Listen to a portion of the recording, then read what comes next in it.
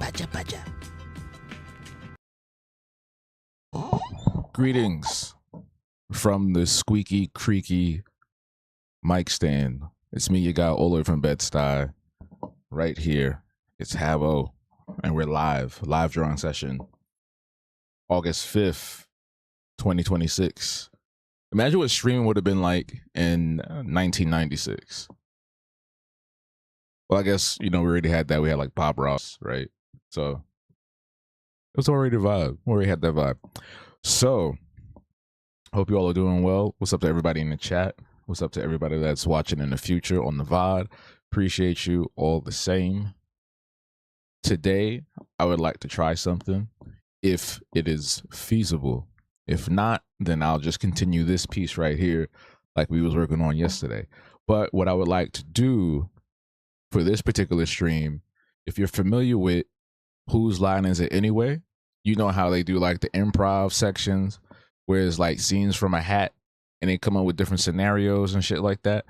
I would love to do something like that, but with drawing, obviously.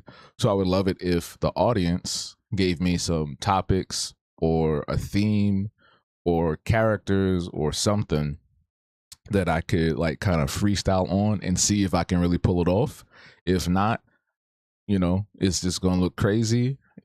Obviously it's gonna be in my style. I'm gonna interpret it how I see fit. So yeah, that's the fun part, right? But I would love to start doing this at least like once a week. Pick one of these days, other than 3 days, be like, hey, let's do improv. Let's do a community thingamajigger. You know what I'm saying? So yeah. If you're down with that, if y'all are down with that, I would love to do that today. I would love to start that today.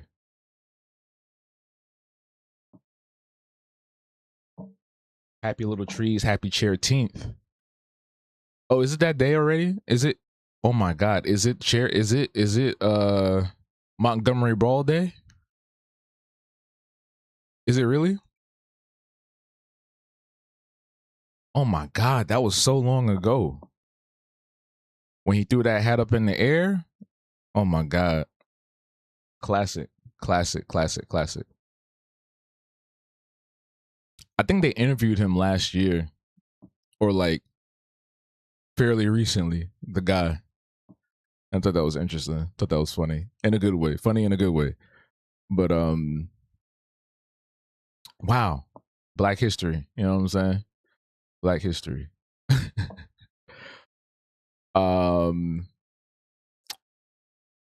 Yeah, so y'all probably also noticed that there was a brand new video up this morning. The channel trailer. I wanted to put it up before I went live so that I could set it as the preview for the live stream. And it's been 4 years since I updated that, so it needed to be done. It needed to be done. I'm gonna do another version for the Habbo Plays channel where it's just like all video game clips. I'm probably going to work on that probably today because it won't be too. That took me a while. So last night I was up till I think 1 a.m. editing that because I was trying to find like new stuff, but also I couldn't find the old stuff, and I had to like re-edit. It was a lot. It was a lot of finagling. And then I was trying to fit certain things in, and I wanted to have sound throughout the whole video.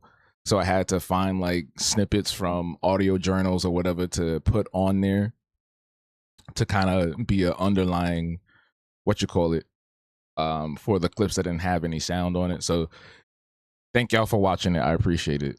You'll be seeing a lot of it anyway, so don't worry. Don't worry. You want to know how Aqualad with the times is doing? Oh yeah, homie, that swam in. Yeah, I want to interview everybody. I want there to be like a little documentary, like a mini doc, and just get all them people that was there, and get them white people too, and and have them be like, Yeah, we were just really stupid that day. We didn't know what we were doing. We were just being racist and dumb, you know. Now now we all love black people. You know, that would be a really funny little, it could be a skit actually, and live in color skit style, that type of vibe. But yeah, so anyway, like I was saying, I would love to, I don't know if y'all heard me. I'm gonna say it again. Listen closely. I would like to do a whose line is it anyway type of vibe with these streams going forward at least once a week. And I want to start this today where y'all give me some topics, places, characters, things, scenarios, and I'm gonna try to draw them to the best of my ability as quick as I can. Um and obviously those who are channel members or super chatting, they get priority. So yeah, throw out some, just spam some topics, spam some scenarios, some characters or whatever, and we're gonna get into it. Can we do that today? Can we do that? Can you do that, chat? I believe in us. I believe in us. I believe. I think it could be fun.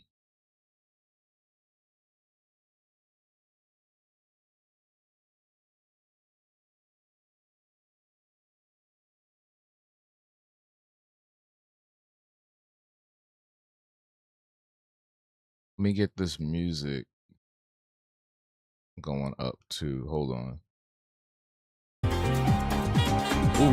Ooh, whoa. First of all, that was mad loud and it started in the middle of the video. That's so crazy that YouTube does that sometimes. All right.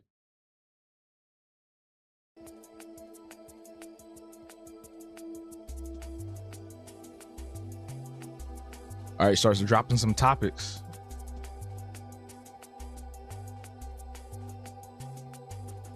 Keep dropping some topics. I want to have a selection. Let's have a selection. Keep them going. Keep them going.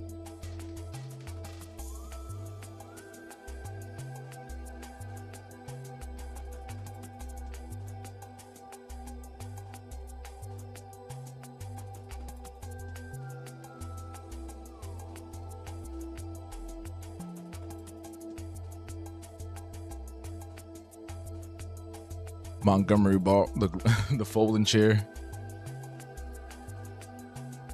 the Bama boat brawl. I've never heard it called that. I've never heard it called that. Don't you be changing the name. It's called the Montgomery brawl. Aqualad BB is crazy. Okay. Hold up, let me look up. Didn't Justin Richburg do a Montgomery brawl drawing?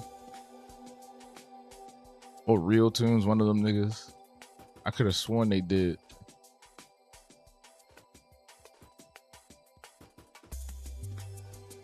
That was 3 years ago, fam. Good Lord.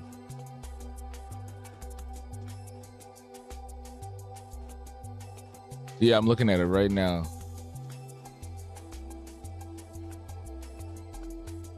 Yo, that strike on the head is so insane, bro. Like, my God. Like, that man's neck was gone, bro. That was a fatality. That could have been in that could have been in Mortal Kombat. That could have been in Mortal Kombat, bro. Like, he slammed that joint hard. Okay, it looks like we're going to be doing Montgomery Brawl based sketches right now.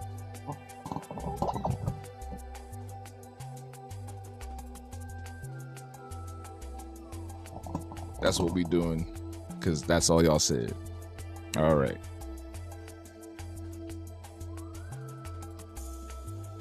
Let me... Where's the... What you call it? Hold up. Oh. Look at these pictures. I can't wait till the weather starts to drop, man. If it does drop, I'm tired of this heat. I'm so tired of this heat. I'm looking at the Real Tunes drawing right now. A lot of people actually, oh my God. I'm looking at one where someone did like a Sugar Shack version. It looks really cool. I don't know who the artist is. It doesn't say. That is so cool. It's like everybody's just dancing on the pier. Oh, yo, it's really dope. That's really cool. Okay. Dun dun dun dun. Dun dun dun dun.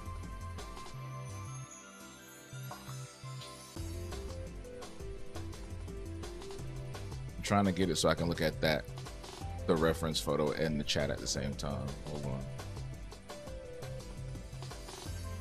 Dun dun dun dun.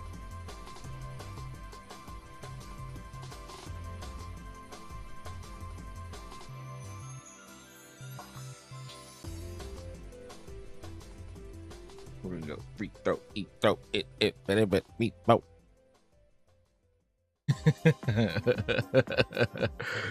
Yo.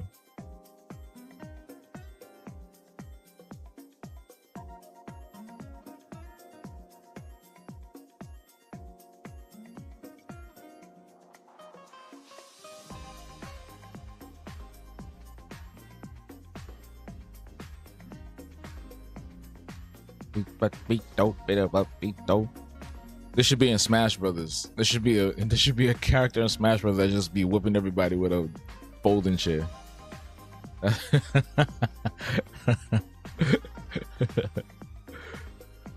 Let's see. Let me make that a little smaller so there's more space.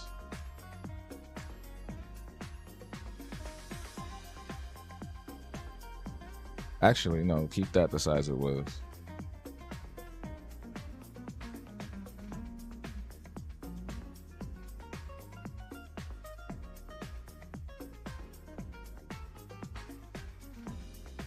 Who gonna be the person?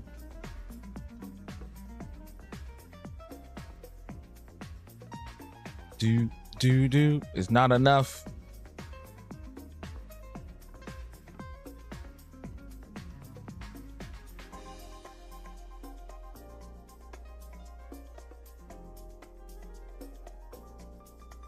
No.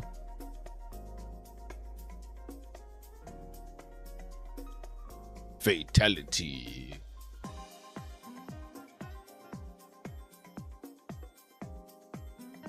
Bemi in a suit.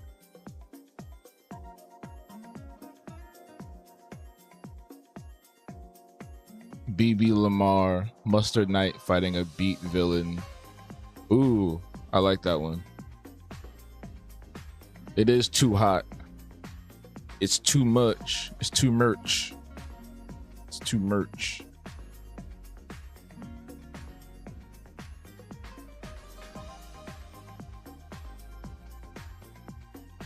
Eat dope, bitter but eat dope.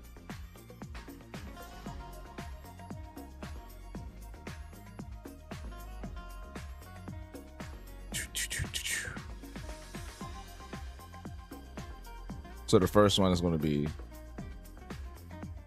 motherfucker getting smacked with this chair.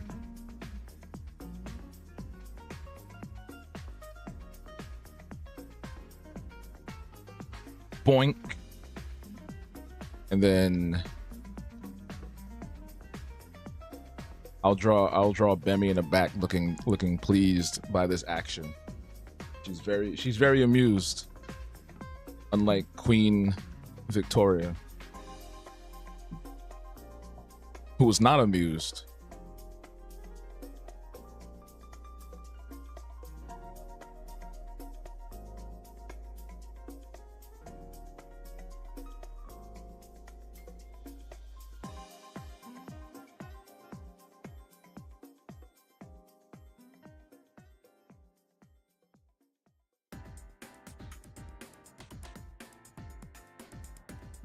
Business Bemi.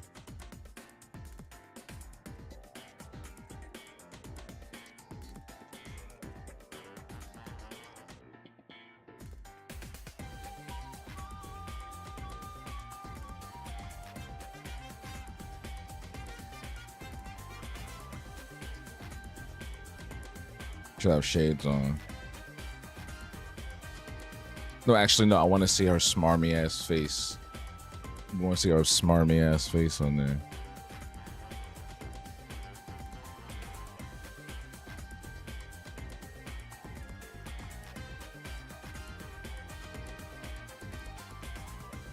Yeah.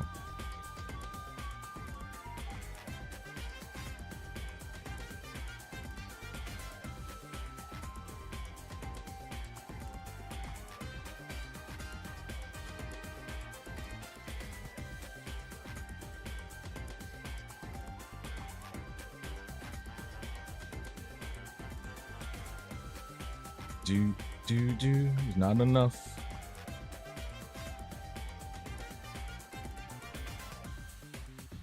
Maybe I'll put her in one of those like gaudy 80s power suits with the shoulder pads. She's wearing it as a joke. She don't give a fuck about no suit.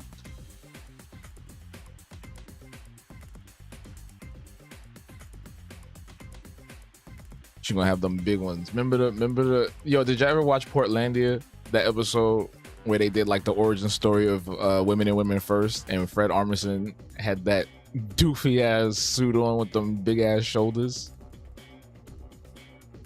That was funny as hell.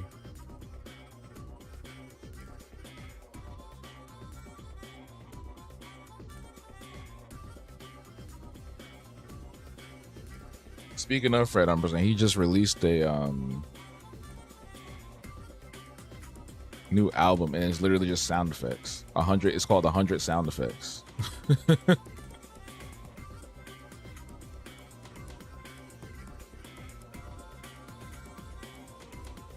Like, bro, what?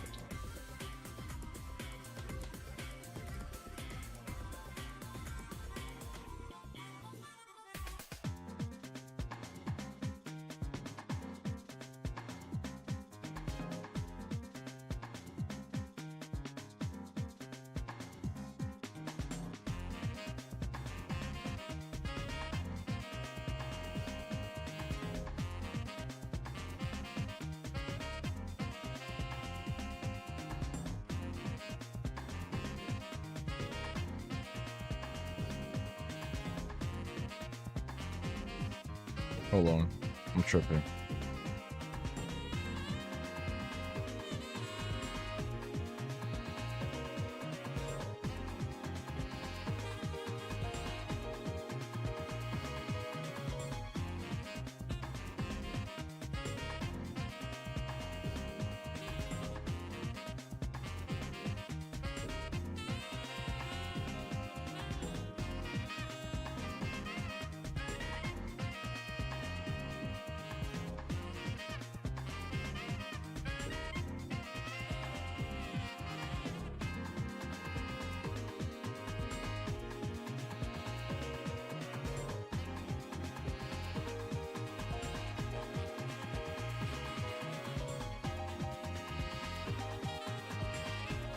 The quintessential 80s power suit, right?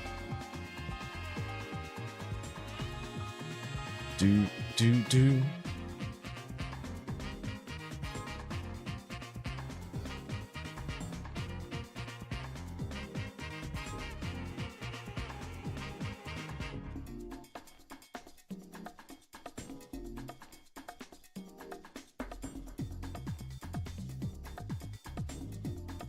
Something I would play in JoJo. I tried watching JoJo's Bizarre Adventure. It was Stone Ocean. It was with the girl in prison, and it was just, I felt like the pacing was just a little bit too much.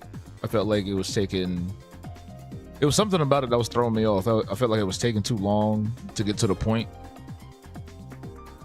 I was like, all right, fam.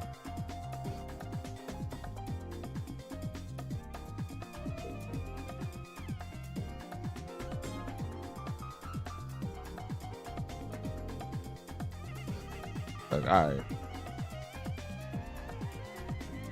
do what you came here to do.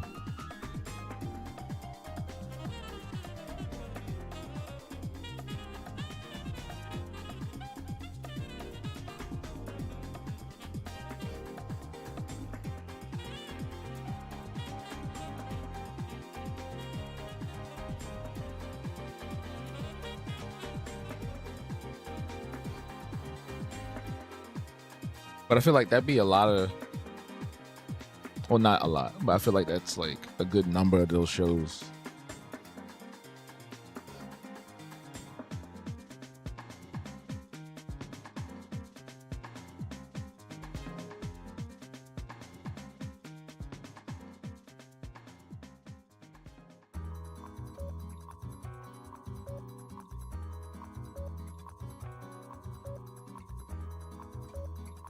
Just be standing there going,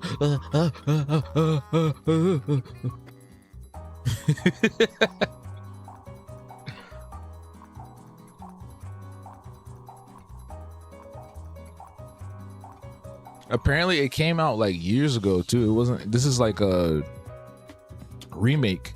The stuff that's out now is a remake of something that came out like back in the 90s, I think. Like the series has been around for a long time. You were a fan of the first 3 seasons?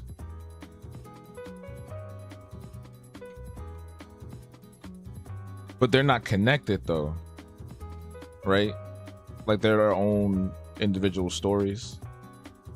Because that's why I felt like I understood. Like Stone Ocean had like a slight connection to previous ones, but other seasons are not. It's like an anthology or something like that.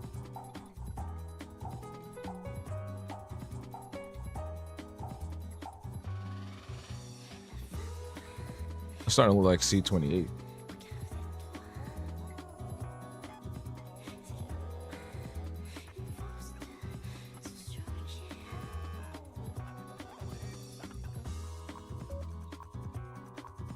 They are and aren't. Got you.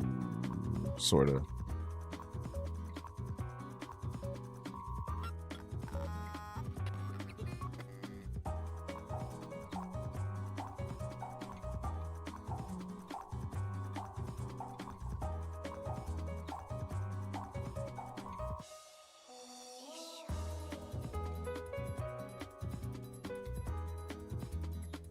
It was written in the 80s. Oh, wow. They had an animated OVA in the 90s. Got you.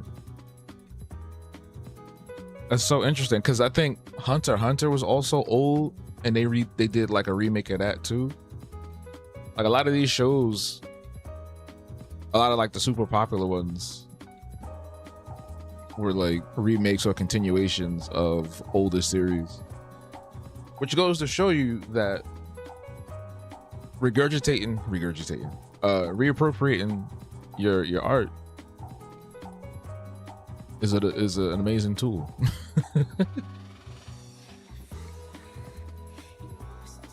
It's a series about the Joestar family. I don't know them niggas. What they be doing? What the Joestars be doing?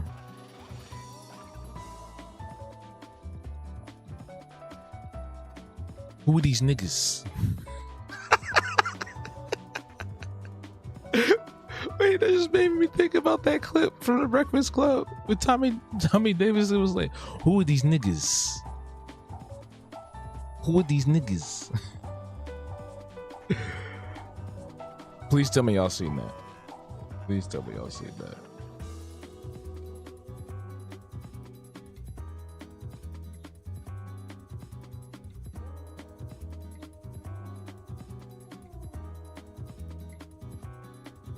Well, that arm is kind of short. Whatever. I just realized that. That looks stupid.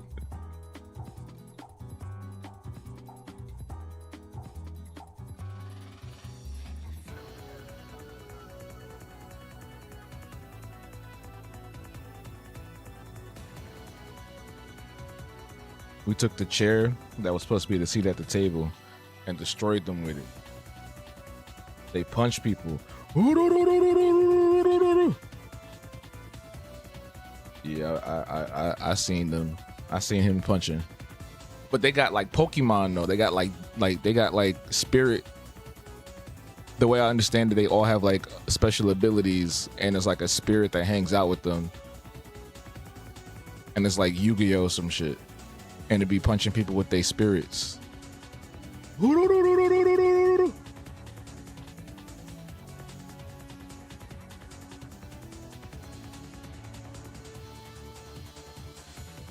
That's how you be talking.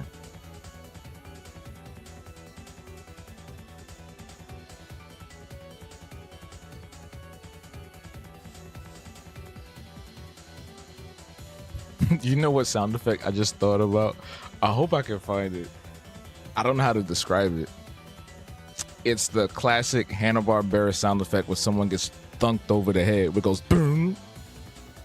I gotta find that. I need that.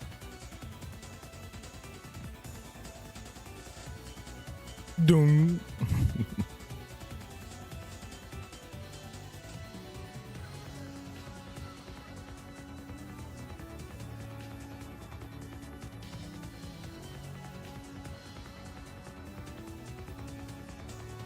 Oops. Yeah, let's go with 3. No, that makes him look. Let's do that.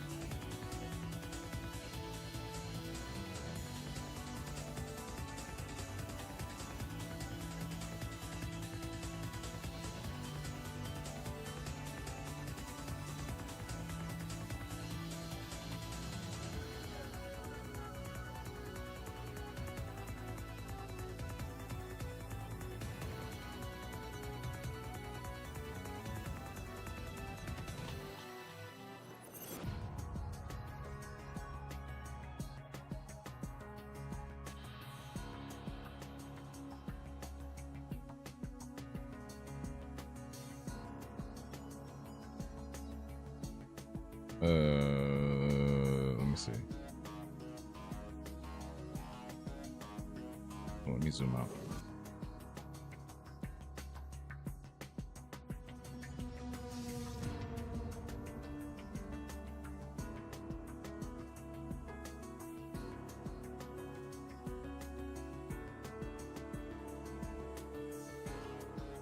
Doom. I'm gonna try to look for it right now. Where my phone at? In all seriousness, they fight a dude named Dio. You approaching me, and people connected to him. That continuity try to off the whole family. Oh, it's like the Hatfields and the McCoys, but like with supernatural powers. So in that part 3, they develop stands, which are a manifestation of their own spirits. They have abilities that reflect who they are as a person. So these spirits don't come from like, it comes from them. Where do they come from? Do other people have stands?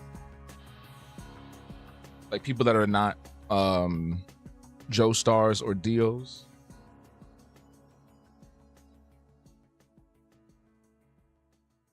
Hold on, I'm looking up this sound effect. I need it.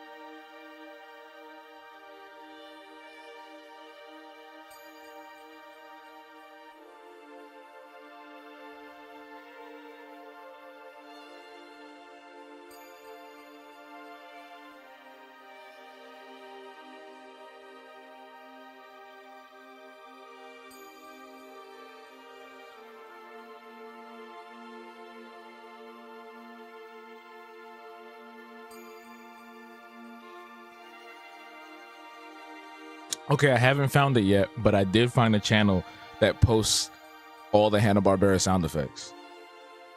Check this out. Check this out. Hold on. I'm going to try to... Hopefully the microphone picks it up.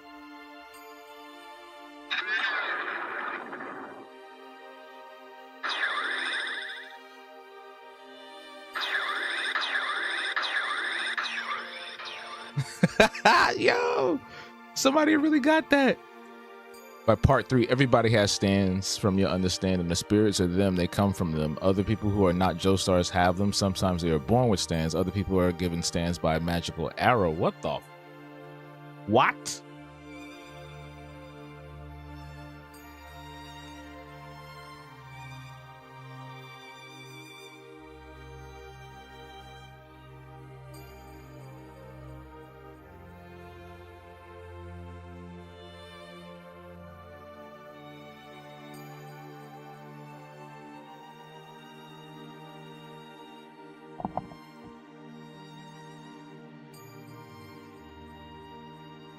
gonna get Bemmy on the side there. I gotta look up a power suit. 80s power suit.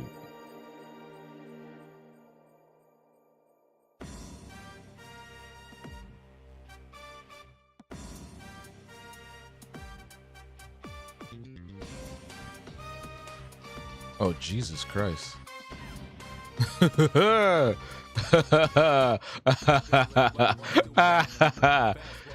Oh, man. Great. Let's bring these back.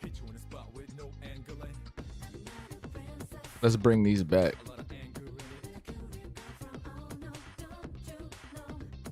Is that Bette Midler?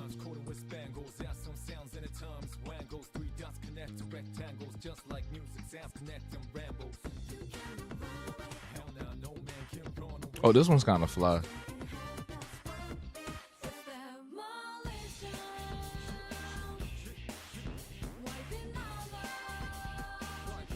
Sometimes people develop stance from being under stress or strong emotion, so they go Super Saiyan. That's something. That's something.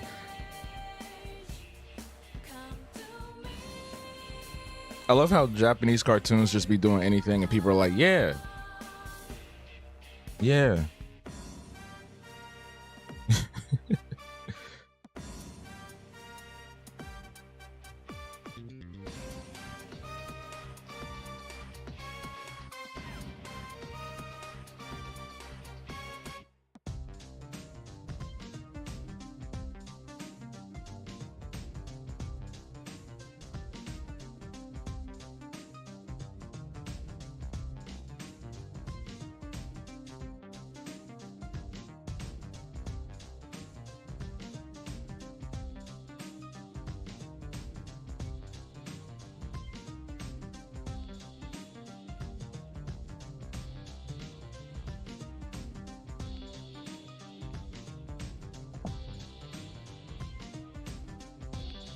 Araki never missed a chance to explain anything.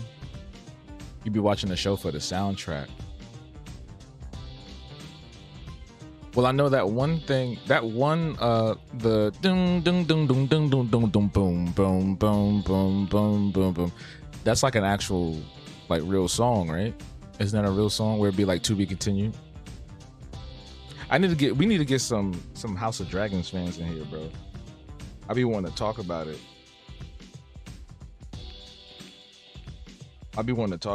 Because I don't know what's been going on this past season, but the writer's room definitely is full of comedians because shit be funny as hell for no reason.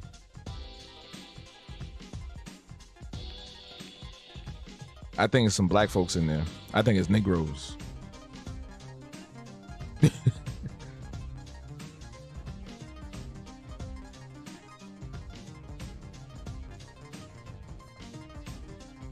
Oh, wait, where's my phone at?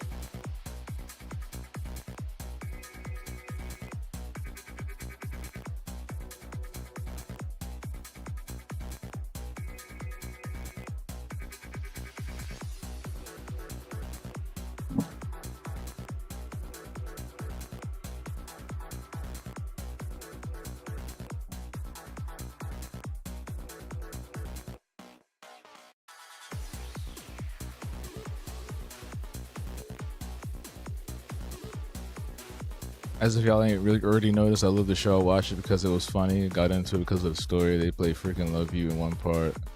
NTBC song. It's called Roundabout. He uses real songs on the end credits.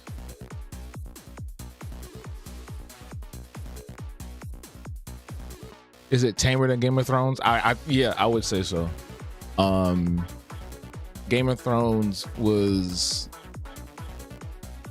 extremely violent in all fashion, all manner of the word. Like anything you could think of, they went there. And it was a lot. I think watching it now with 2026 eyes, it could be a little rough for people, for sure. House of Dragons is in the same universe, right? But I think it's a little bit more toned down compared to how Game of Thrones was doing it, because like everybody was getting their head cut off, horses was getting their head cut off, people was getting assaulted in all kinds of ways and stuff like that. And stuff like that still happens in House of Dragon, but it's not like OD. What it really feels like is like it's more like,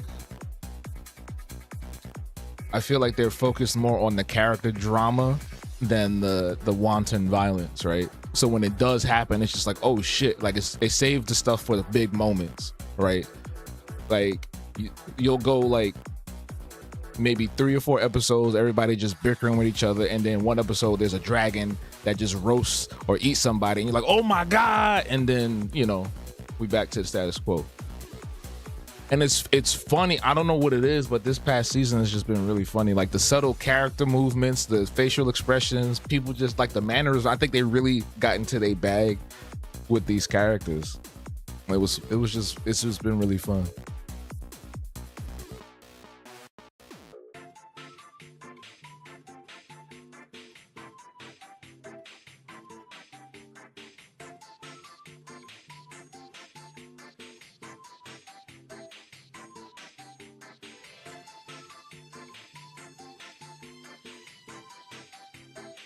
Ooh.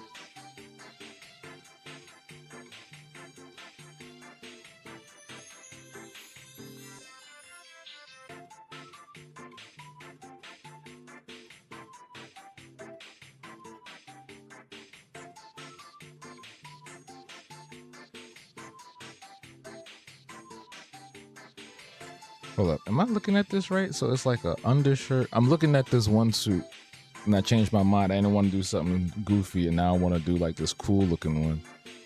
Trying to be like Morgan now.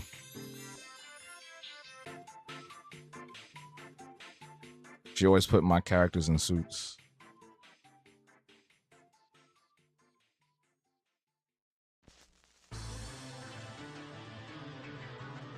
Is that a tie? Is that a... I can't tell if that's a tie, if that's like a belt or something at the waist. This is the picture I'm looking at. I can't tell. I'm just gonna go with my best interpretation and go from there.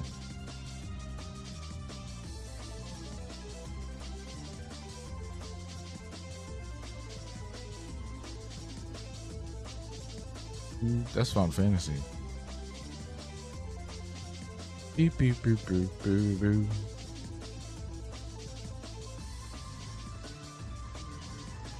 If y'all couldn't tell, I'm not a suit person. All right, now.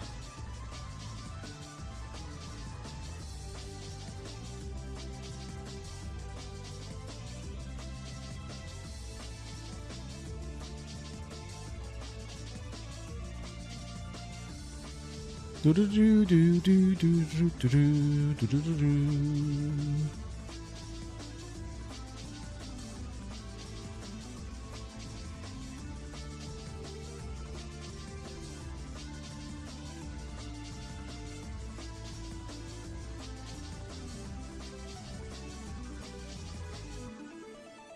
Do do do do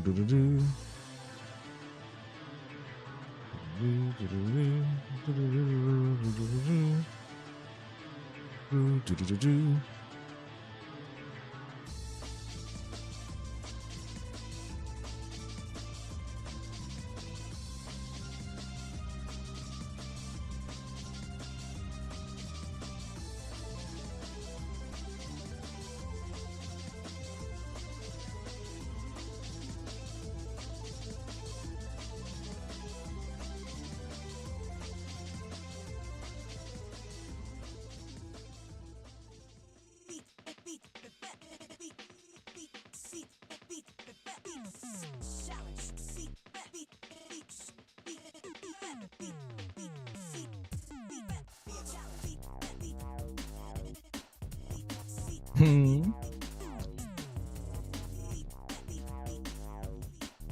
She's like, yes, yes, yes.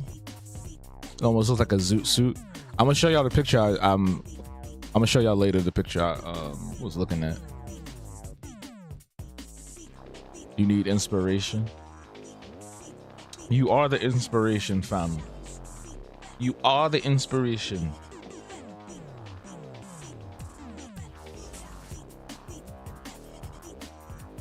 Yes, yes.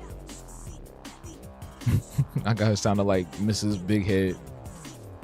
Oh, Rocco. Oh, Ed.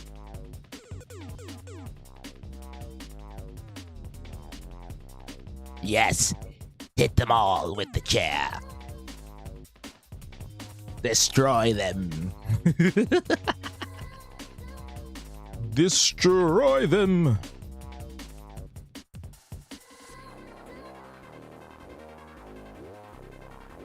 Maybe oh,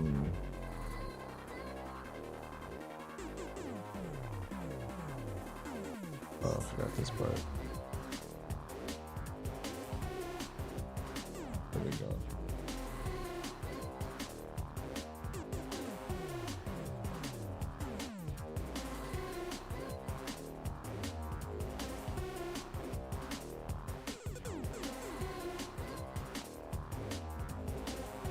Oh my God.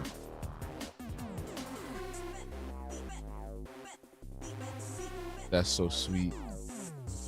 That's so Raven. Do. You can gaze into the future. That's so Bammy.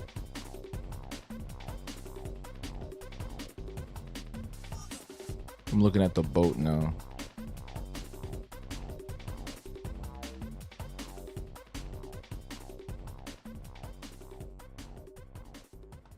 It's the future I can see.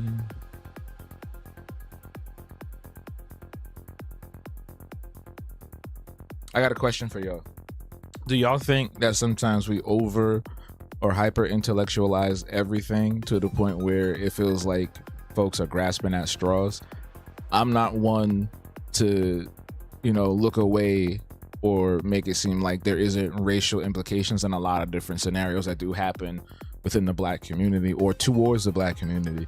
But sometimes I feel like some people be doing too much.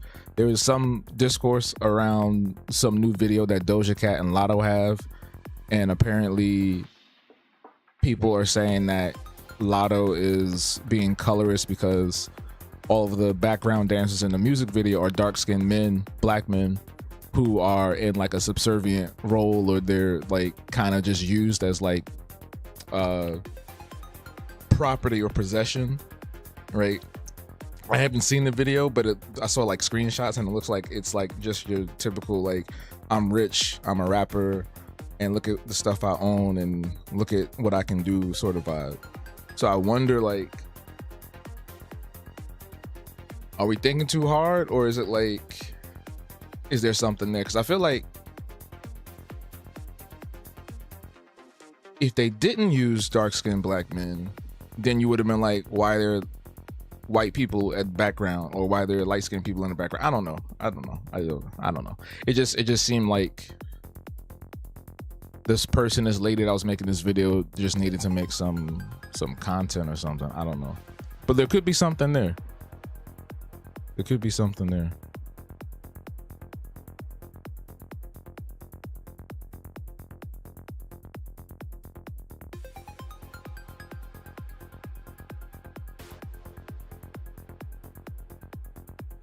It's called the Harriet. Was the boat called the Harriet? That's funny.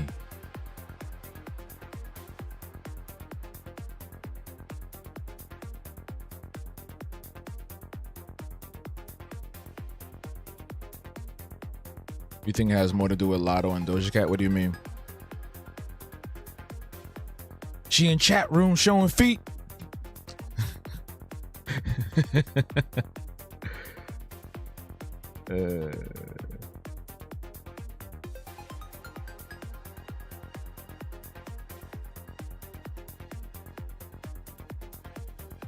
right, let me find a real picture, not a. Is there a real picture of the full boat? Is it really called the Harriet?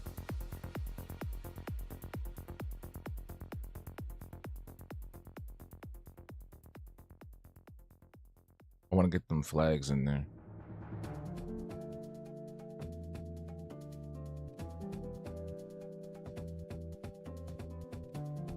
Oop, brother.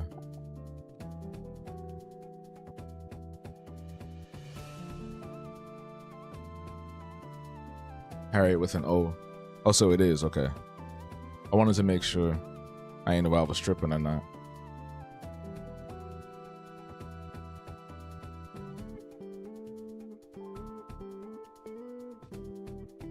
This prompt turned out pretty decent, y'all. Thank you. So far, so decent.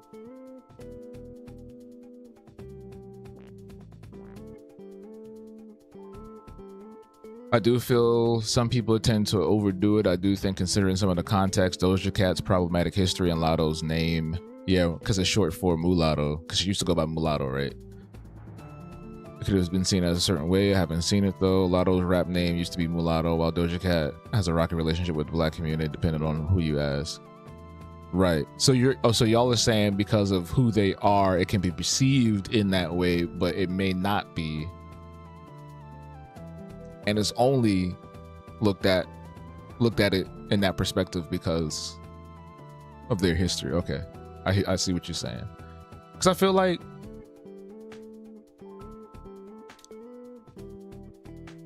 I think it's cool that they have a full squad of dark-skinned brothers in the music video dancing and doing whatever, you know what I'm saying? Unless they doing something super crazy, you know?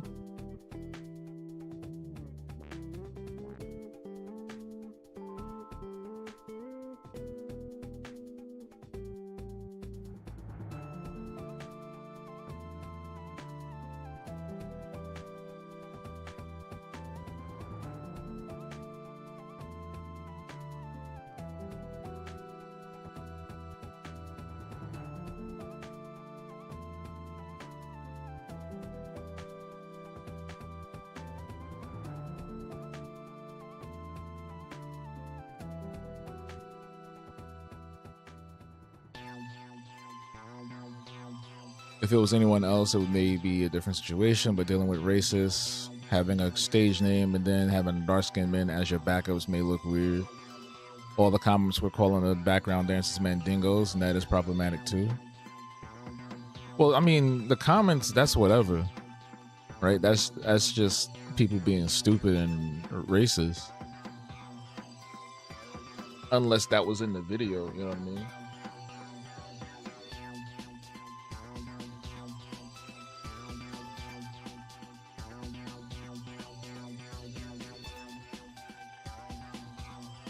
I guess, you know what, I just have to look at it and see for myself, and then I'll have a better opinion.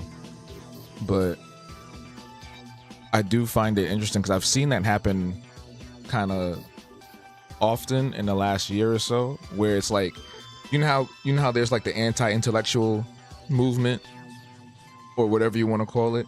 And I think there's another movement, because I think there's like 3 different variations, right? There's the anti-intellectual, then you have the middle ground, where it's just like a mix of people who are astute and they like to research and read, and there's people who are willing to do that as well, as long as they're pointing in the right direction. But I also think on the other side is like the extreme version of the intellectual, what you call it? What is that? What is a thought essay? No, what's it called? Think piece type people. And it's like, everything doesn't need to be a think piece. Everything doesn't need to be a 2-hour video essay. Everything doesn't need to be hyper analyzed to the point where, you know, you're taking something that could have been pretty benign and making it a whole thing. Does that make sense? And I think that turns, and understandably so, I think that turns a lot of people away from certain things, or even groups of people, you know? Not saying that like we gotta dumb it down or we gotta stop seeing things from that lens, but what is causing folks to hyper analyze and hyper fixate in that way? That's what I really want to understand, you know?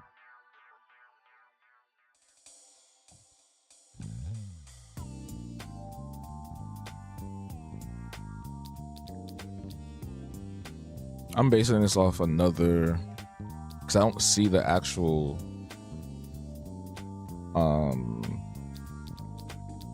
logo.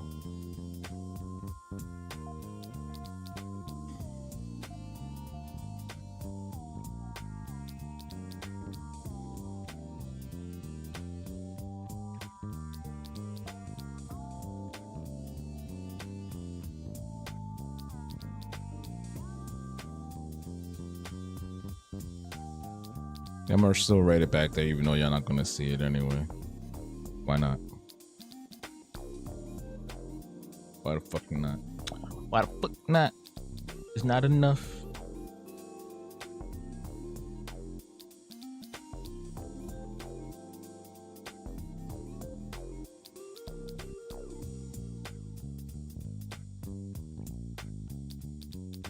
I don't know, I might mess around and turn that into a sticker or something. Bet me in that suit. Hold on.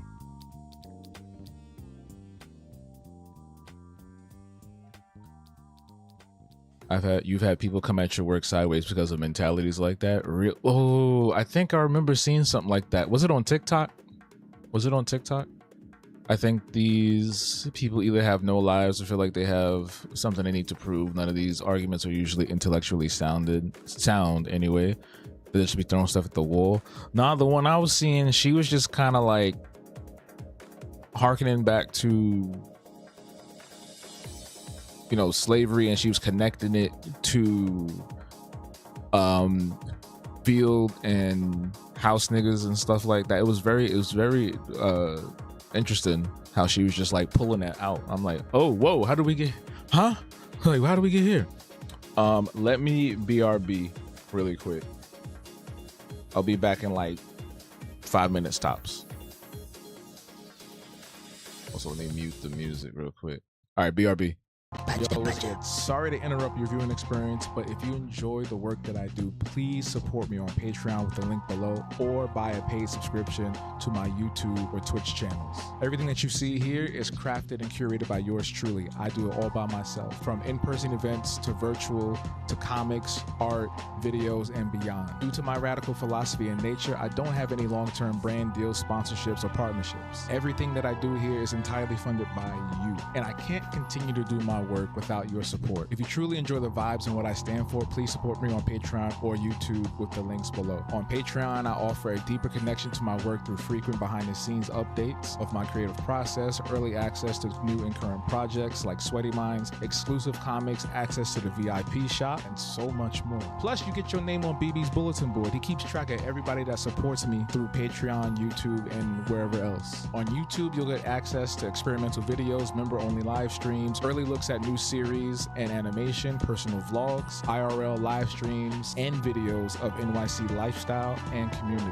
And you can even help me decide on new topics for future videos. Every little bit helps, and every dollar makes a difference. Support independent Black art and media today, and help this channel rise, and help Habtoons rise, and help the Habgoblins rise to greater heights.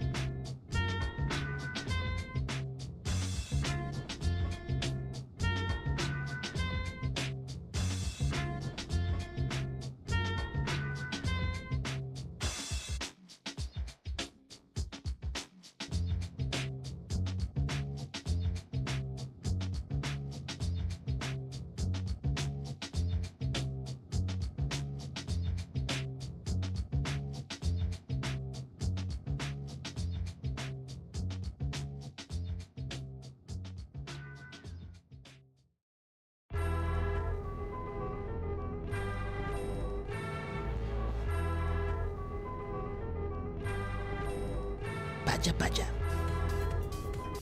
I really just be spamming people with videos, bro. I be seeing too much funny shit on Threads. I just saw a video of this dude acting like he was in a what do you call it, a NASCAR pits, getting some damn pizza delivering DoorDash.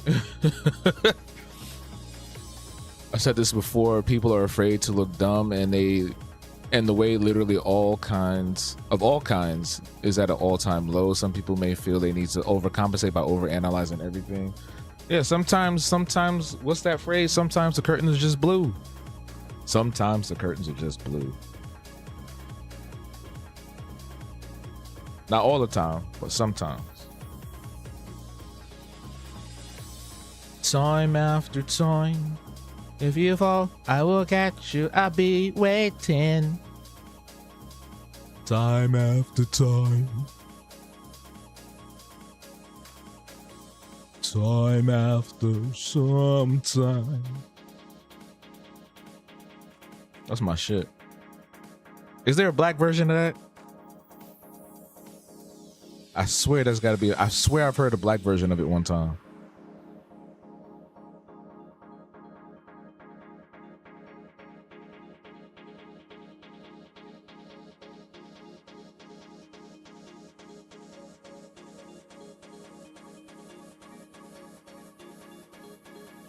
TLC, word. People end up looking silly when they do that. Yeah. On Threads years ago, someone tried to argue me down that Miles and T'Challa were magical Negroes. Like, baby, no. Not at all. That's because people don't know. They don't understand what that word means. A magical Negro is a character that is only there to serve at the behest of a white protagonist. So think, what's his name? What was that movie, Green Mile, with Michael Clark Duncan?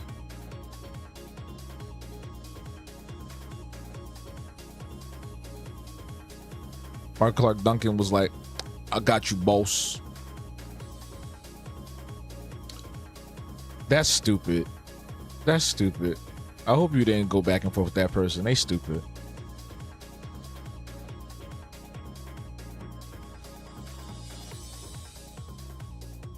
Not TLC Black.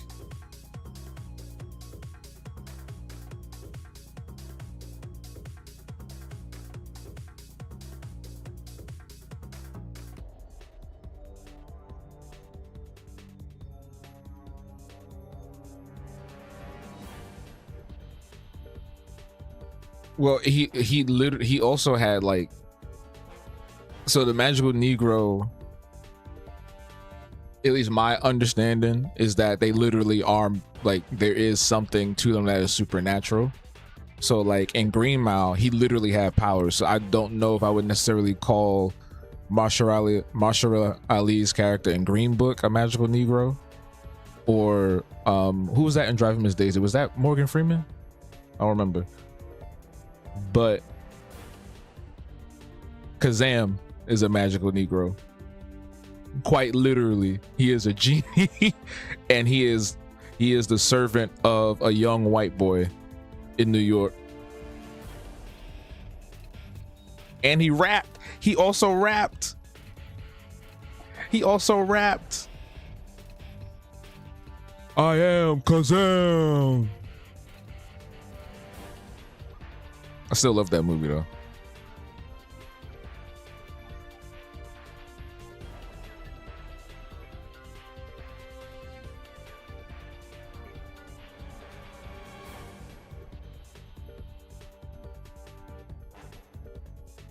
Oh, you don't have to?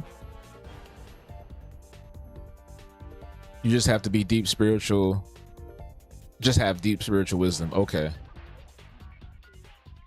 And there's like another variation of that where I don't remember the name of it, but it's just essentially the character's purpose is to, again, elevate the white character, and sometimes sacrificing themselves in the process or suffering more harm because they're trying to be of assistance. So like, I made an argument once, and people tried to, you know, the raccoons and the white folks was trying to be like, nah. But when I was watching Peacemaker, I felt that Danielle Brooks' character kind of felt like that trope a little bit. I can't remember the character's name. I think it was like, it was something oh my god, it's like at the tip of my mind. It's like right there. I can't think of it. But anyway, I had made a statement about that, and I felt like she was just being used as a prop to be the emotional support for Peacemaker. She was like the only character that was kind of sane out of all the other ones. And despite her issues, she never really, you know what I'm saying, got support from Peacemaker in the same way that she gave him.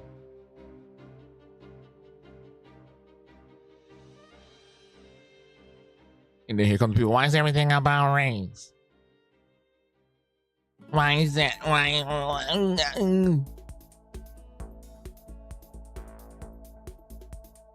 is everything about race?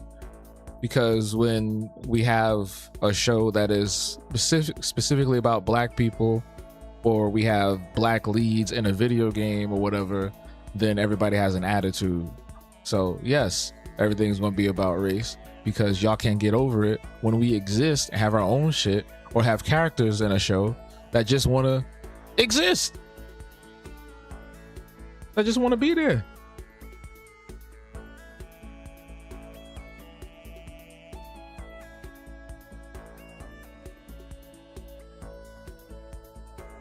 No, I'm thinking purple, maybe.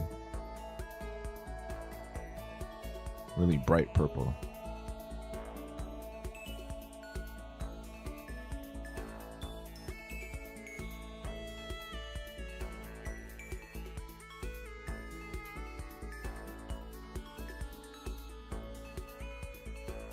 Everything will stop being about race when people will when game reviewers don't say stupid shit like the exaggerated swagger of a black teen anymore. Remember that with the Miles Morales interview? I keep saying that, the Miles Morales game review. Remember that? The exaggerated swagger of a black teen.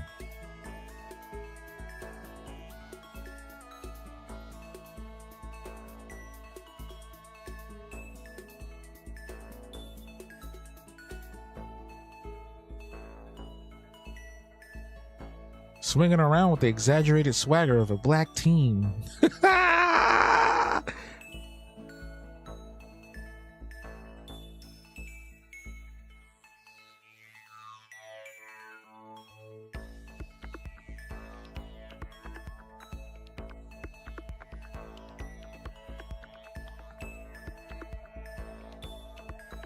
He said that because they just don't be around people. They don't be around niggas. That's the problem.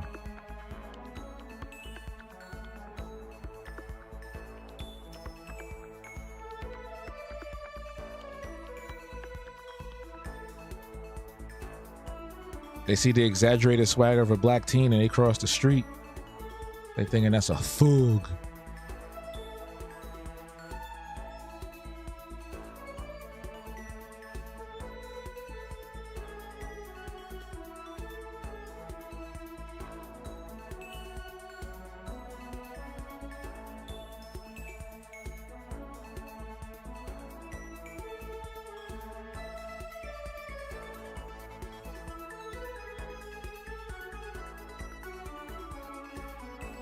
That would never not be funny. Nah, yeah, that was wild. He got dragged hard for that too.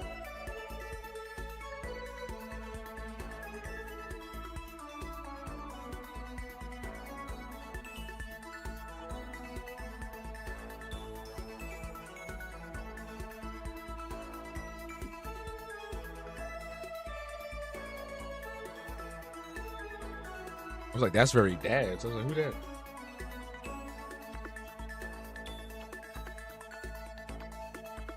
One second, Joe.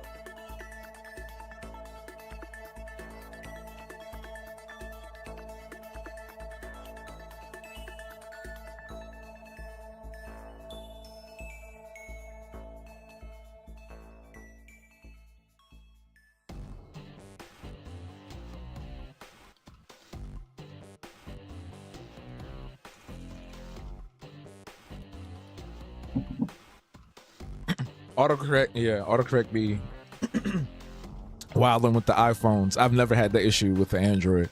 Every time I've seen somebody with issues with autocorrect, it's always iPhones.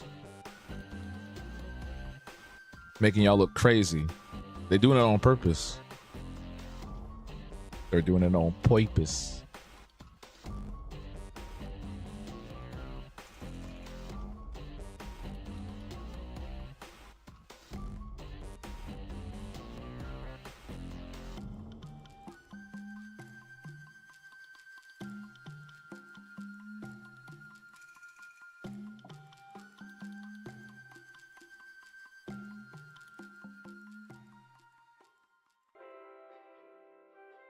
There was this video that I started to watch. I forgot what it was called, but there's this whole, this is relevant to what we're talking about. There's this whole category on YouTube, or this genre on YouTube with kind of not necessarily urban planning, but it's people that talk about city building, like from a sometimes philosophical standpoint, historical standpoint, things like that. And this black guy who's into that world, he's part of it. He's also playing like the city builder game. He's saying that essentially a lot of those other YouTubers, those creators who are white, they never talk about racism. They never talk about redlining or any other any issues that pertain to the harm of black people and people of color when it comes to like the environment, the way cities are built, the way cities and roads are constructed. And it's very interesting and fascinating to me because while I don't expect them to do that, I believe that's endemic of how distant they are from other folks. They live in their own bubble world. Black folks, we are always in and surrounded by other people, whether we like it or not. White people have the privilege to be isolated and live in their own bubble dimension. So when it comes to these topics and these issues and they get so startled or they don't have the acumen to talk about it, that's why. Because half the time they be looking and sounding real dumb and stupid unless they trying to jack. The only time is when they trying to jack some shit from us. That's when they think they know something. When they're trying to jack language, slang, clothing style, food, whatever the case may be. But other times, it's like they just choose to be in this bubble, in willful ignorance to the world. And I just think it's so wild. I think it's so wild. I was also watching this video. I want y'all to see it too. It's this Korean YouTuber. He just moved to New York not too long ago, and he had this amazing video about how Koreans not lost their identity, but kind of started to appropriate so much of black culture. That was like one part of the video. And he goes into this really great conversation about Do the Right Thing and how the Korean characters in that movie related to stuff that's happening. It was just really dope. I'm gonna share that with y'all later. I'll put it in the Discord. It was really dope. Autocorrect be whooping my ass too, because they literally never have anything to think about. Everyone assumed he was white for even saying that. Wait, who? Wait, the reviewer was black? Wait, the Miles Morales reviewer was black?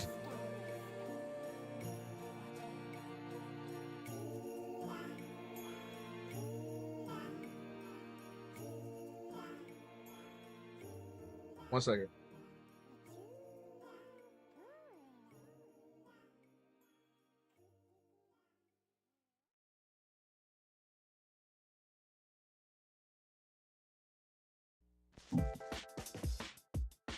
He's a brother with a big afro. Does he also hang around other brothers with big afros? Because that might be the reason. He might not be around us. You know how that happens. You know, we all know. We know somebody right now that sound like he don't. Somebody threw me off the other day, and I was like, wait a minute. I had to double check. It's like, who is this?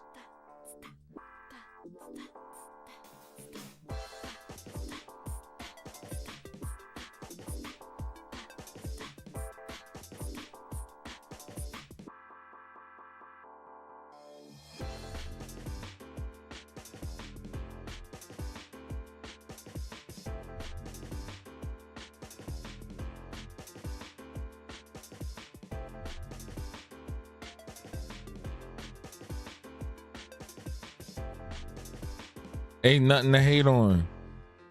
iPhone hasn't done anything good since Steve Jobs passed away. And you'll never change my mind.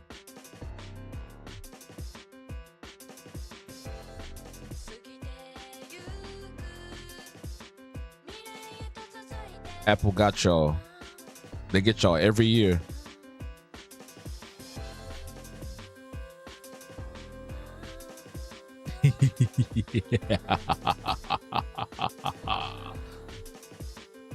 But yeah, oh wow. Okay, so the reviewer was a brother with a big afro. That's crazy.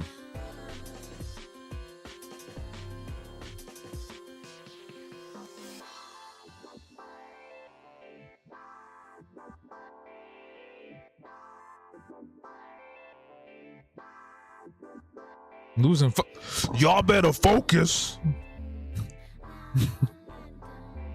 I'm so tired of you. Yeah, I never knew that either. I thought it was a white guy this whole time. His name is Jordan Rame.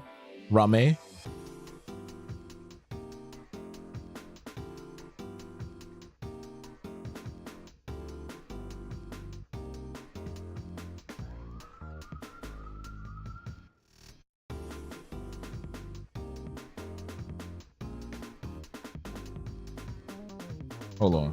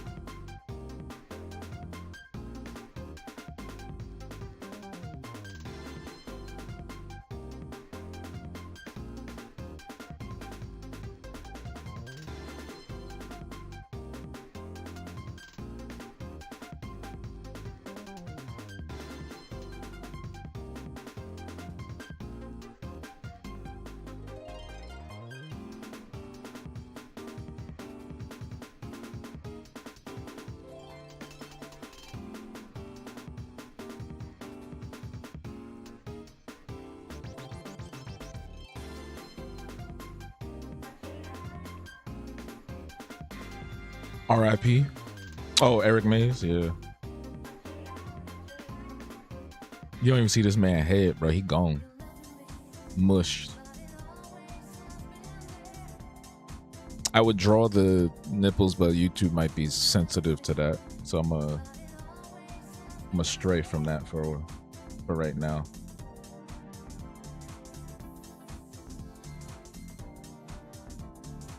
Maybe I'll do... Yeah.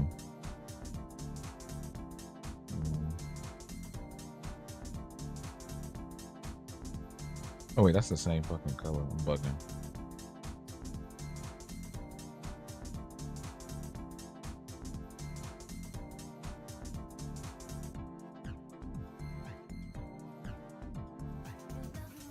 Doink. Bemi is pleased.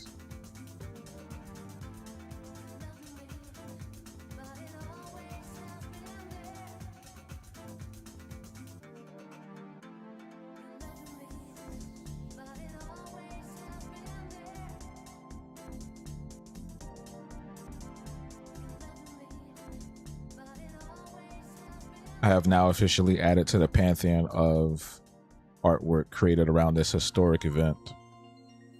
A once-in-a-lifetime spectacle.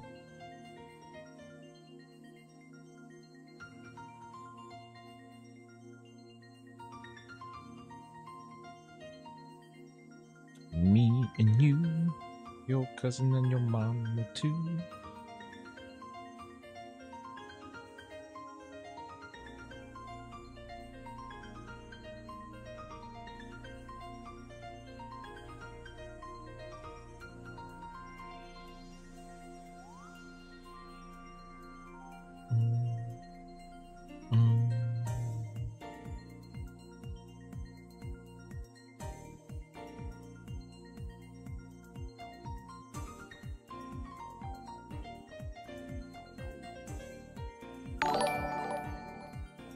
Thank you for the jewels.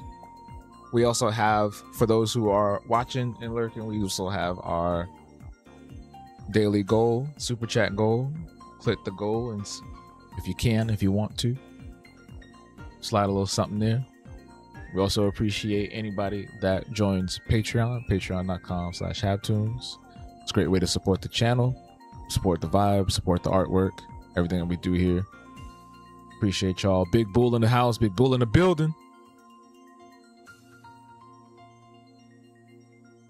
What's good? Oops.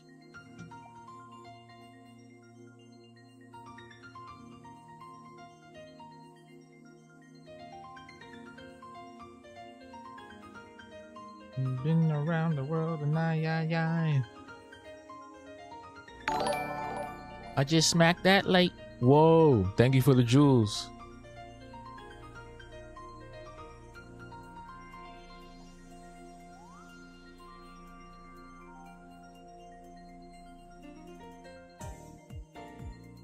I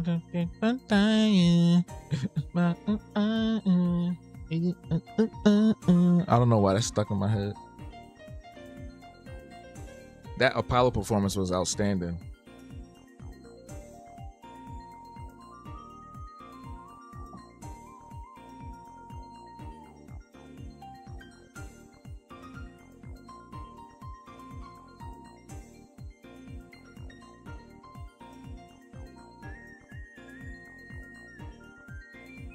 Bemi is singing it.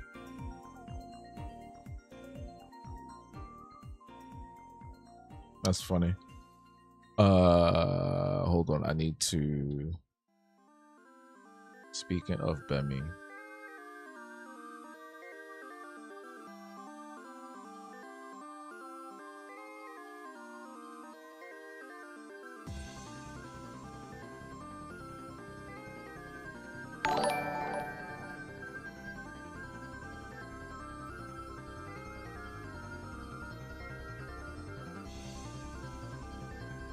Oh my God. Oh my God.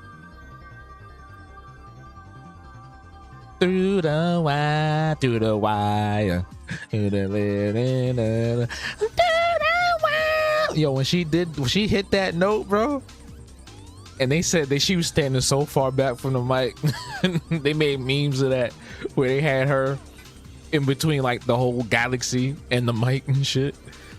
Through the wire, through the wire.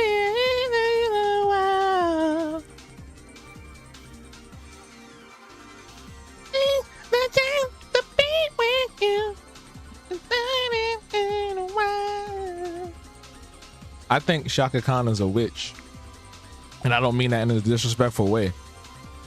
Just like I think Stevie Nicks is a witch. I think Shaka Khan is specifically a witch because she's still able to sing like that and look so good at her age. She just put out a music video like a month ago. They still make. I just found out about the memes like yesterday. I'm a little late.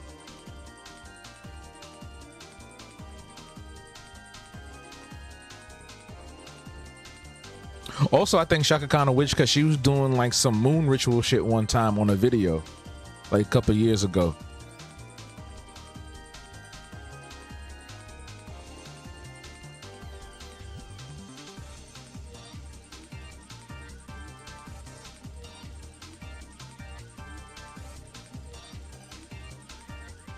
They've been all over TikTok. Hey, I'm not even on there no more.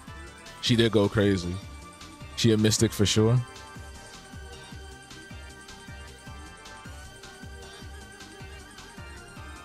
You're the wire.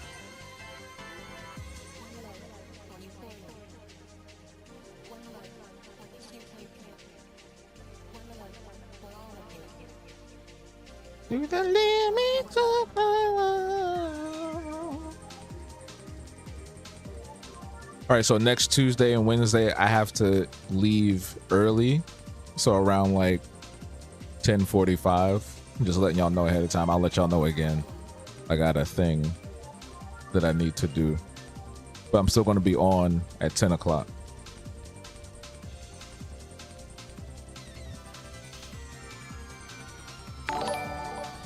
Thank you for the jewels.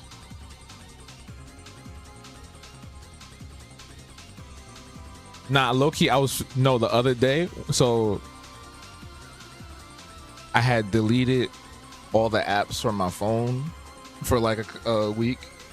And then when I was re-downloading them, I low-key was like, dang, I kind of miss TikTok. I was tempted. I was very tempted. I was like, oh man, I could just re-download it right now.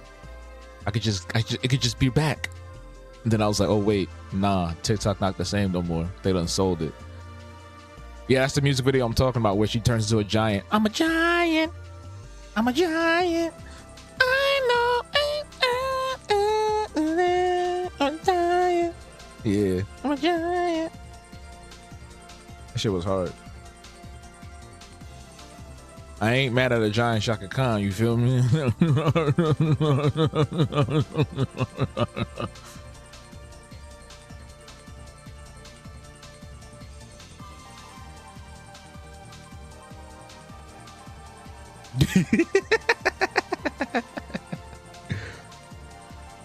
Know what I'm saying? Who you with? Sorry.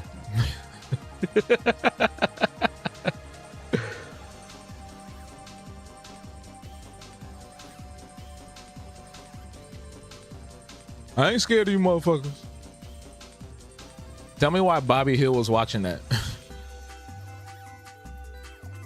Bobby Hill was watching that, bro. He was watching Bernie Mac. That shit was funny.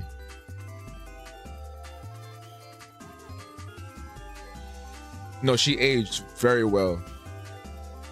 I think she aged very well. It was somewhat stabilized, not trying to convince anyone to be there. I mean, it's owned by the US government now. Remember when they had like the thank you message from Donald Trump on there? I don't want to be on that app.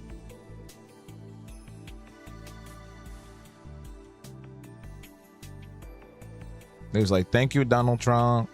And I was like, oh no. How did he do that, bro?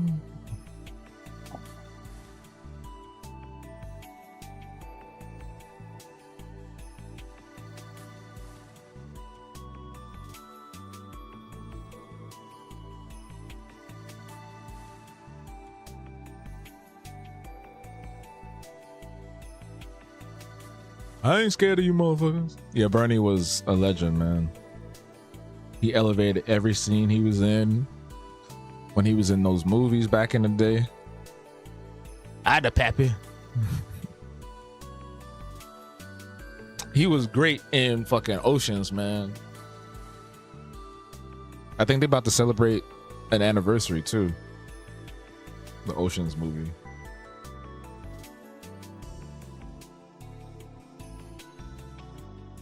You know what? I think I'll put Bemmy in purple and I'm gonna change him to something else. Eat dope, eat dope, da-da-da, eat dope.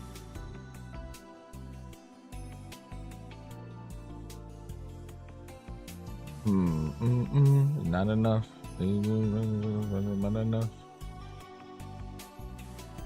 That's too close though. That's too close. Maybe red. Maybe I'll do red.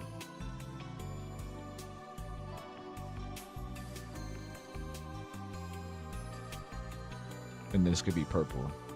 Excuse me. Great prompt, man. This was a great prompt. Trying to convince your people to come to Twitch. Why Twitch? Why not YouTube? You already have an established channel on YouTube. Everybody has YouTube on their phone for the most part. And you can watch YouTube on multiple devices easily. There's already a, what do you call it? An infrastructure there.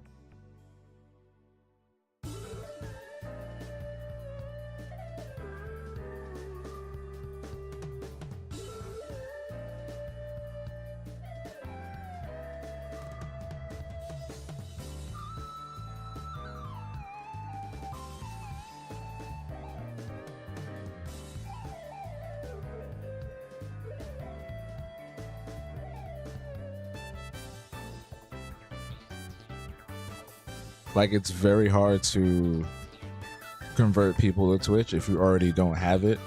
And on top of that, discovery is garbage on there.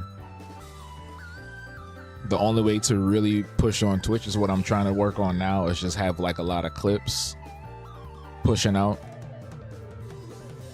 Because otherwise, yeah.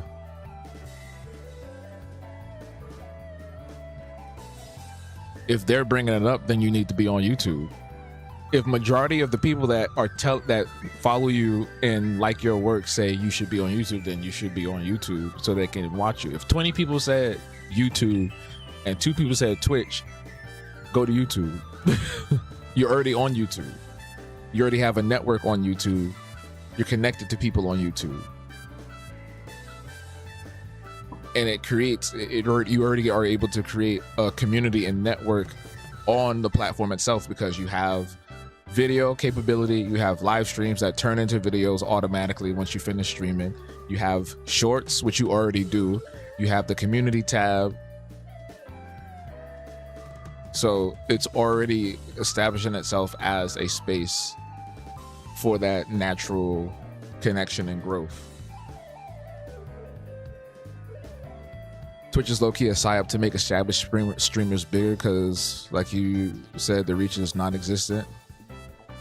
I don't know if it's a psyop to make established streamers bigger, because they pretty much shitted on Kai Cenat, who was the biggest streamer for the last 2-3 years, if not the entire like lockdown, like post-COVID.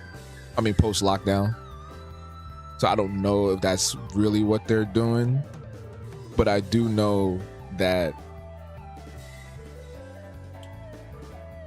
it's fallen off a lot. Like the entire platform has fallen off a lot, which is why they're trying to do all these different little things now, like how the clips can be vertical, or you can do like the co-op streams, all these little features that people wanted like years ago and they're just now getting to and dragging their feet.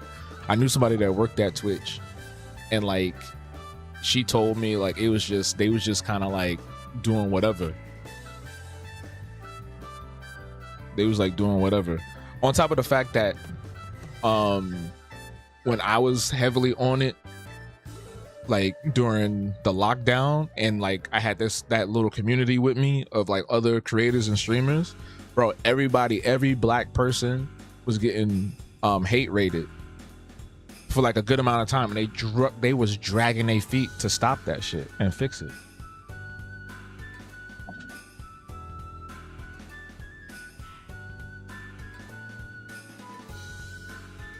It was bad. It was bad. Okay. Okay. This looks good. All right, this looks good.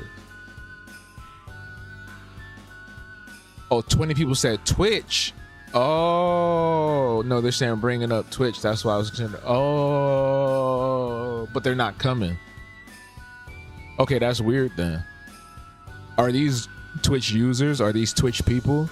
Are these people who regularly watch Twitch? Or are they just saying that because they just know the platform and they just think it's cool, and it was like, oh yeah, you should be on Twitch? Because then that changes the whole perspective then. Excuse me. Sorry. Choked on my own water. My bodily water. My fluids. Saliva.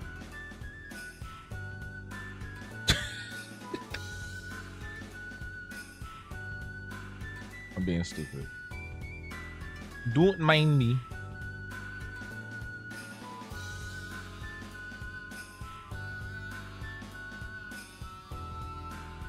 Chairman.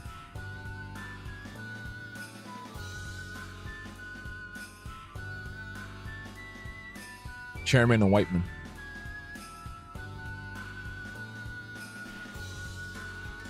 Everybody is view botting now? For real? Yuck. Yuck. There's really no true strategy to grow outside of just trying to network with other creators on there and making clips that could be popular, or if not viral. That's the only thing. And a lot of folks have been moving away from like I said, the platform is it's still big, it's still huge, but it's not as big as YouTube. YouTube is the biggest space, I would say, probably even right after Facebook, because what's her name be saying Facebook be popping off, Francesca Ramsey. But Twitch has been slowly dying off because a lot of people are moving away from the gaming space. A lot of people are moving away from streaming in general, especially the bigger popular streamers and creators. A lot of the folks that I used to watch years ago they're not even around anymore. They're not doing the same shit, or even if they are around, they're not getting the same amount of retention and numbers and audience and engagement that they were years prior. Like I know somebody that is a Twitch ambassador, and they don't really be, you know what I'm saying? Her shit don't really be popping off like it used to. So there's many different reasons why it's like a little bit harder now. I do it just because I can still make a little bit of pocket change from there, and I think the direction I'm headed in and what I want to do might lead to something pretty decent. But I had left it for a while because of all the nonsense that was happening like just a few years ago. They're familiar with the platform. I believe some people do use it. They just don't really be getting on. Some of the other people just refuse to move away from TikTok lives. You're not gonna, what I've learned in the last 5 years or so is that people that like a particular platform are going to stay with that particular platform. So if you have people that are just on vertical on their phone, they're most likely not going to come watch you anywhere else. Like if you're doing TikTok, there were people that would only come. They didn't give a shit if I was streaming on YouTube or Twitch. They just liked TikTok because it was easy, or it was on their phone. It was the most convenient. There were some people I converted over because they really wanted to see what was on the other side, because TikTok only looks a certain way. But majority of them people, they stayed on TikTok. It did not matter. It did not matter. That's just how people are. That's human nature. People get familiar and comfortable with something and they just stay with that, you know? Do whatever. Yeah. I would suggest definitely putting some energy into YouTube though. Like that's I think in the long run that would be a really great decision for many different reasons. Most notably because the platform allows you to create actual community around it. There's no other platform that allows you to have your community engage with you even outside of a video or live stream. You're building up relationships in the comments, you're building up relationships in the community posts and things like that. So on top of the fact that you can also, a lot of the people I know and a lot of people that we know mutually, they make some really great videos here. A lot of artists that are on YouTube, you can collaborate with folks. Literally have like how you and I do the collaboration thing for Dart Block. You can do that. Like it's really dope. Twitch is just extremely hard to scale. YouTube is hard too, but impossible, but not impossible like Twitch. Yeah, all of this stuff is hard. All this shit is hard now because of the saturation. Everybody has a fucking phone. Everybody has an Elgato. Everybody has an opinion. Everybody has something. You know, it's kind of like what we're in right now is kind of like the 70s when everybody had a turntable and wanted to DJ. So everything's going to be, all of this is going to be extremely difficult to grow in unless you hit that one moment where things just go crazy for you. And I've seen that happen for other people. I'm just waiting for that to happen to me. Because I know other folks that have extremely great quality in their work. They're personable. They have a great vibe on their videos or their live streams. And they're still like waiting for that moment, you know?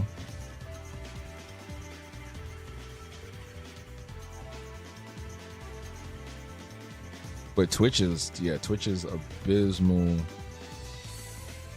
abysmally impossible.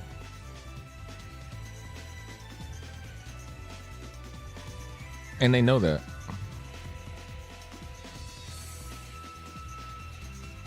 The people that have grown rapidly on Twitch, I'll use an example. My homie,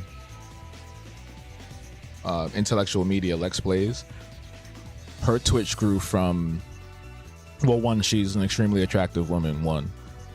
So people see that. That's not being the only reason, but that helps, right?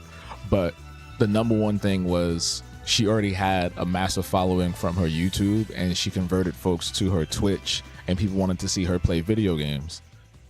And then she connected with a lot of other big name Twitch streamers at the time, you know, Ebonix or whatever her name is, and some other folks, and then grew from there, right?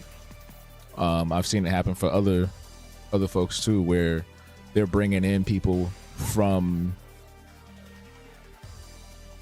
their other audiences.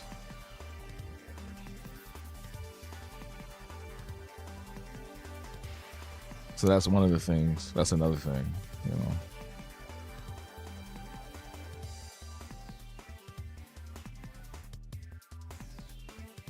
Oh my God, how long ago was that from the class? Oh, that was like, what, a year ago?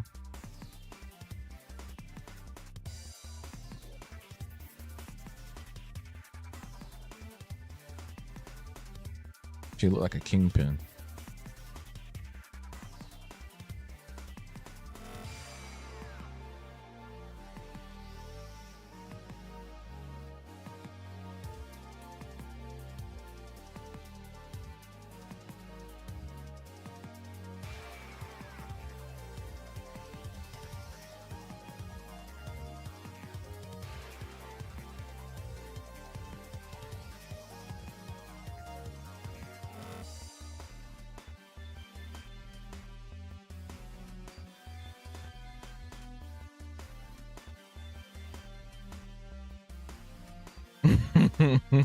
That's so funny. This is funny to me. This is so funny. Oops.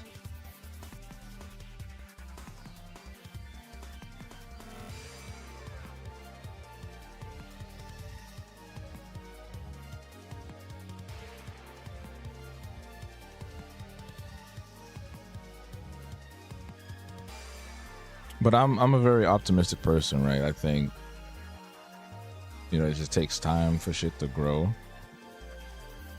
But if you're really dedicated to it, and you don't have to get up and do something every single day. Like, I don't believe in that, like, crazy, insane shit that people be saying to folks a lot of the times. Like, you need to put up a YouTube video every day. You need to stream for 6 hours every day. Like, no. You ain't gotta do all of that. Just start something that you think is good enough for you to keep up with, and hopefully it grows from there. And try out different things when you feel like it.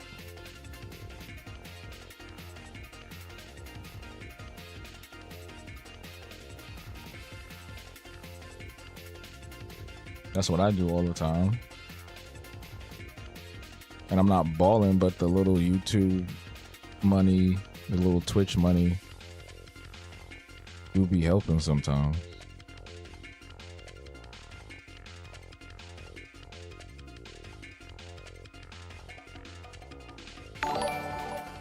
Thank you for the jewels.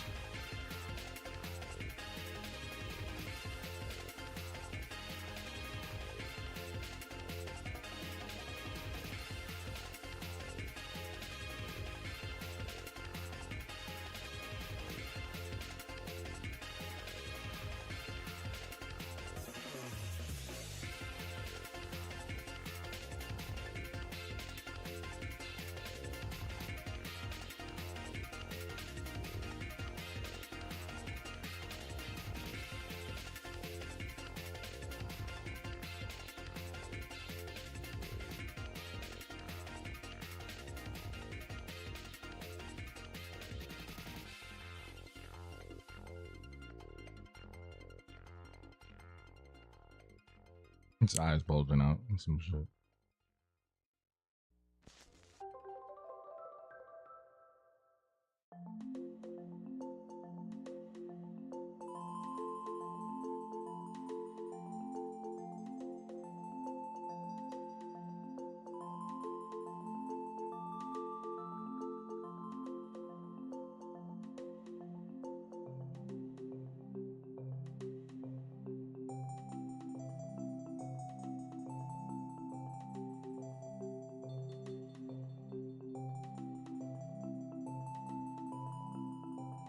That's the Avatar music from Xbox 360. Yo, love that era, man. That was a great era. That was a great era of gaming, bro. I think there was a video that came out recently from the guy who composed it too. All the Avatar music from the 360 era.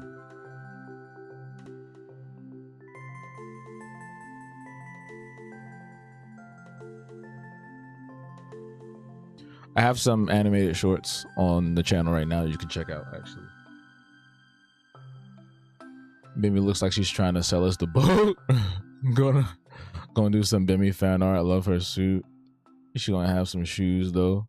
I hope that's okay. I like her in boots. They don't wear shoes.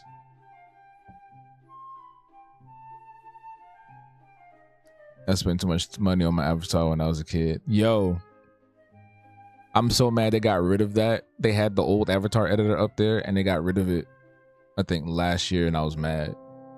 But yeah, I had bought like a few things, like the little avatar items. Remember the items you can buy that like your character would like play with it or use it or whatever? I had like a skateboard. I had some other things. But I love the fact that you could also get stuff for free with achievements. Like I remember unlocking shit from like Fable and DJ Hero and shit, and it was just mad cool.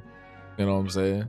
Like to just have something kind of showing off, like, okay, yeah, I'm good at this game. You know what I'm saying? Or I did the really complicated thing, or I spent time with this and now I have this reward. You know, like the Fable outfits that they had, the Halo outfits, the little pets or whatever. They need to bring that back. And Nintendo could have been doing this shit too, but they just don't even give a fuck about Mii's no more. God damn it, man. Now I'm feeling nostalgia again. I want to go back in time and just be in the 360 era. That was like the best. The 360 to me was the best during that generation. Everything else was like whatever to me. Everything else was whatever to me. But the 360 had me, I was on that thing like every day. Playing all kinds of crazy games. Cause then, and also like, they created an environment that was cool for independent games too. Like I was playing random shit that don't even exist no more. Remember 1 versus 100? Me and my friends used to play it all the time, and I had one friend who was bad at trivia, so he used to hate it. He never wanted to play. He would still play, but he hated that shit. But 1 versus 100 was like mad dope, and I swear, bro, like we used to try really hard to actually win that shit. And for those who don't know, there was I think it was based off a TV show. They had a virtual version of 1 versus 100 where you all come in. It'd be 100 people with their avatars, their Xbox 360 avatars, playing at one time. And essentially you would actually be competing in real time with like real trivia with a real host for like real prizes. If I remember correctly, I think there was like real prizes or like Microsoft shit on the line. And that shit was so dope. That was the coolest thing ever. And then they had like the watch parties. You remember when they used to do the watch parties where like if you had Netflix or whatever, you could host a watch party with your avatars and you would sit in a movie theater and the characters would eat popcorn and shit. Yo, man.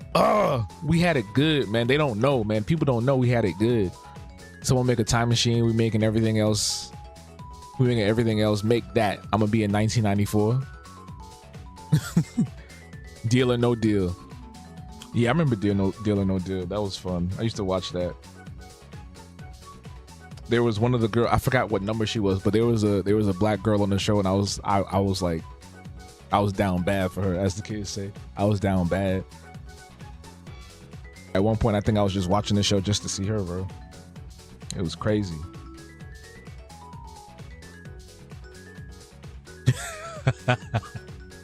But nah, that 360 era was different, man.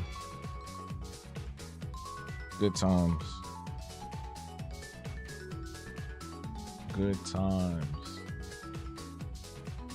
Good time. Keeping your head above water. Making a wave if you can. Temporary layoffs. Good times. Scratching and surviving. I think I'm gonna stop here. I think this is good. I might color the background. I might leave it as is, but I'll probably post this soon. 360 days we're goated. Wow. Peak online era. Honestly. Thank you for the jewels. All right, Jazz. That's fine because I'm about to get up out of here anyway. Thank you all for coming. Thank you for the prompts. Shout outs to Jasmine and Morgan for the prompts. The Montgomery Brawl and Bemi in a suit. I think this was fun. Let's do this again. We're going to do this again every week. I don't know if it's going to be every Wednesday. It might be a Monday, it might be a Tuesday, but every week I want to do like a community-based thing. Either we all draw on a canvas together or we do like this improv, topic drawn type shit. You know what I'm saying? So, yeah. If you're watching this in the future in the VOD, you can also comment below now and give me suggestions for things to do for the next one of these. So, have a blast. Everybody have a blast. Look at that. Fantastic shit, man. But we're going to get up out of here. Before we do, I just want to remind everybody what's happening tonight. So really quick, before we head out, if you are a Black artist, if you're part of the Afro Visionaries or would like to join the Afro Visionaries, if you're Black and you would like to join the Afro Visionaries, we are having our first Learning Labs of the month. So this one will be hosted by me, the Grant Research and Writing Workshop, where you'll learn how to find and locate grants that are particular to that are suited for your particular creative practice. In addition, on learning how to write an artist statement, how to create or craft a compelling proposal to succeed in obtaining those opportunities, whether it's an artist grant, whether it's a residency, or anything else that would support you and uplift you. So come through tonight, 6 to 8 p.m. in the Afro Visionaries Discord. The only way to access the Afro Visionaries Discord is to have a personal invite from myself or any other members of the team, or through our newsletter that you can sign up to in the link that's pinned in the chat. And I'll put this in the comment section below for those who are watching in the future. So that's happening tonight. Come through 6 to 8 p.m. Eastern time in the Afro Visionaries Discord. We are starting sharp, so don't be late. Don't be late. It's not being recorded, so don't miss out on this opportunity. We'll also have space for y'all to work in real time to share some activities. We're going to be doing some activities, workshop activities as well, so it's going to be good. Next up, Sweaty Minds is updated, so if you have not read it already, take some time after the stream is over to go watch it. Hypetoons.com/sweatyminds. Always updates on Wednesdays. If it's not updated on Wednesdays, you can still read the old stuff, obviously. Oh, wrong thumbnail. But Mass Effect has also uploaded on my Habbo Plays channel, the gaming channel, Mass Effect Part 3. If you have not commented on it, if you have not watched it, please do so. Support the gaming channel as well. We're trying to dip our hands and fingers in every pot. You know what I'm saying? So make it happen. Also, last but not least, tomorrow. Oh shit. I just realized something. All right, so tomorrow is going to be at 10. No, tomorrow. I got to reschedule this. I might have to rearrange this. This might be in the evening for the members only, because I'm going out tomorrow morning and I just realized that. So I might have to reschedule the members only live probably for later in the evening around like 6 or 7. But it'll be right here on youtube.com/Habbo, our first members only live of the month. So make sure you come through for that if you are a channel member. I appreciate y'all for supporting as always. The full event calendar and schedule for the month will be going out soon, later this afternoon, in addition to the Habtoons newsletter going out. So be on the lookout for that. If you have not signed up, again, pinned in the comment section and pinned in the chat, the live chat, is the link to all of that good stuff. But thank you all for coming through. Great stream. Thank you. Yeah, of course, Bull. Thank you. Thank you for pulling up and supporting. I appreciate you, man. I appreciate everybody that came through today, everybody that's watching in the future. But until next time, stay true, stay you. We out. Deuces, and have a fantastic Tuesday. It's Tuesday, innit? No, it's Wednesday. It's Wednesday, innit? All right, we out. Baja, baja. Yo, thank you for tuning in and hanging out with me for today's live stream. Your support means everything to me, for real, for real. Don't forget to hit the like button and subscribe on YouTube and everywhere else. Turn on the notifications so you know when I go live next. I'm live every week, so make sure you go check my schedule on habtunes.com/schedule to see when and where I'm broadcasting next. And if you want to dive a little deeper into the Habtunes experience, head on over to patreon.com/habtunes, become a Patreon member. You'll get exclusive access to upcoming projects, videos, members-only live streams, and so much more. Thank you again for your love, your time, and your support. It is greatly, greatly appreciated, and I'll see you in the next one.